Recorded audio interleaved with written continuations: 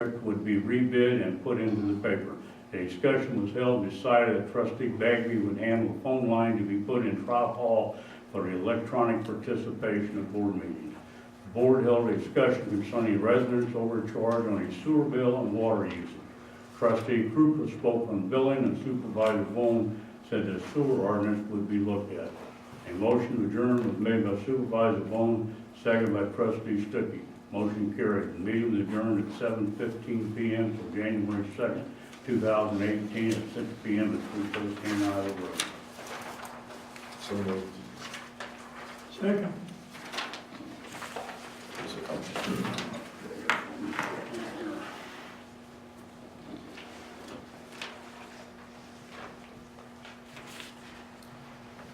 All in favor of the minutes being passed? Opposed?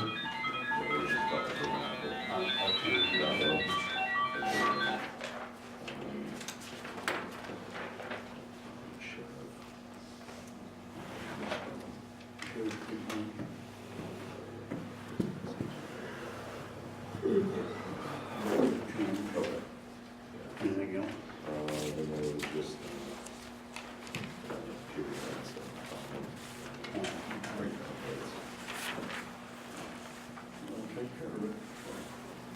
Approval of bills.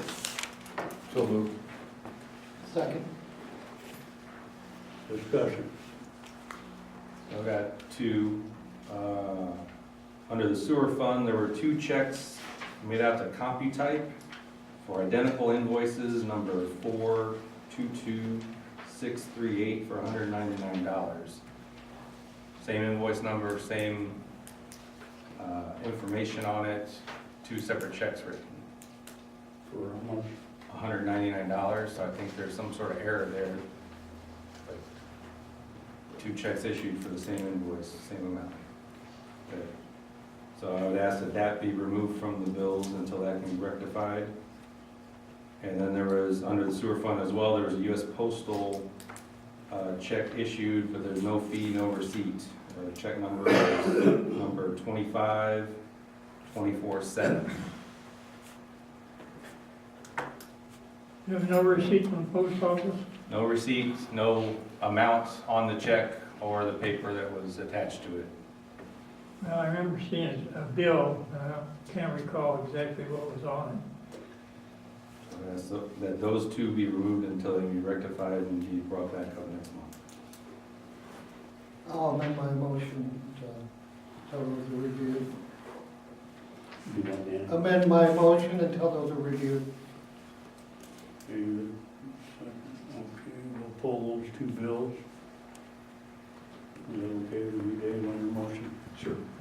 Okay, and the motion approval bills will have the sewer for the post office pulled and the CompuType, two of them, and they will be removed from the packet. The rest of the bills will be voted on.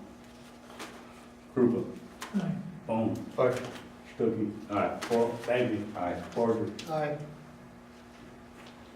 Motion passed.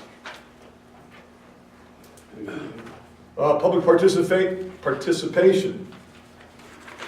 Yeah, my name's Todd Horn. I want to get something a little positive in here.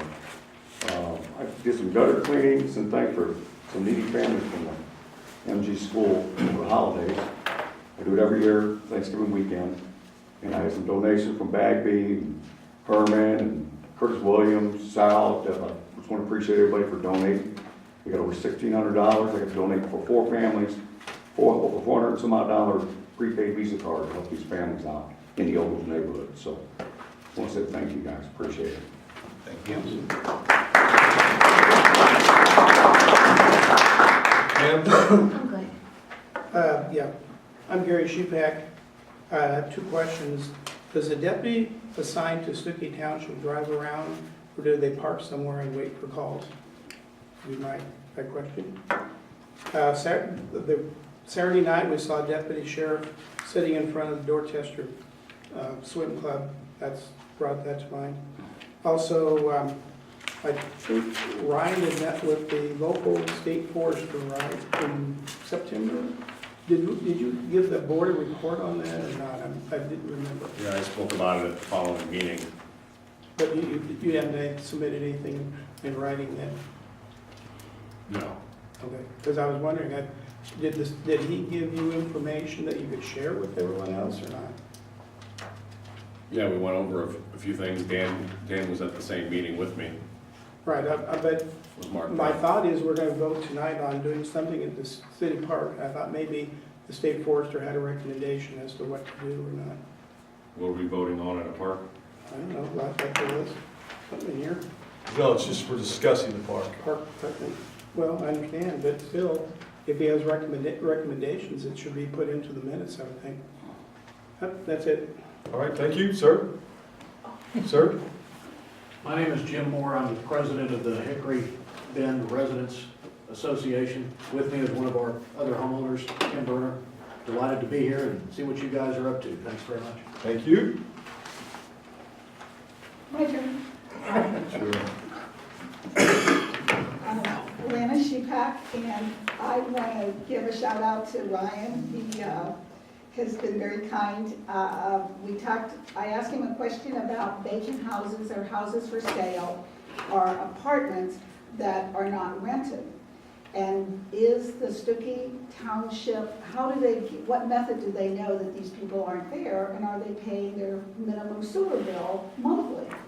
Because, we always have late bills and penalties and stuff.